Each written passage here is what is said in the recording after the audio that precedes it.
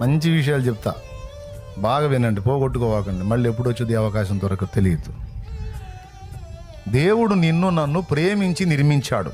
వినండి, నీ అవసరత భూగోళానికి మాత్రమే అనుకోవద్దు. నీ అవసరత భూగోళానికి కాదు, ఈ లోకములో నుండి మనం తీయబడిన తర్వాత కూడా నీ అవసరత నా అవసరత ఉంది. మనతో పని ఉంది దేవుడికి, ఇది నిజం.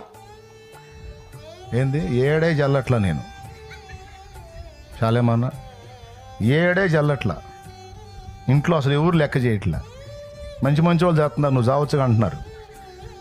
ఏంది నేను ఏడే జల్లని దాన్ని, ఏడే జల్లనోడిని, అక్కడేం పని ఉందా, నాడేం పనికి వస్తాను నేనంటే అదే. మరి ఏమో ఎందుకు పనికి వస్తావు, చేసినోడిని అడిగితే చెబుతాడు, నన్ను అడిగితే నేనేం చెబుతా?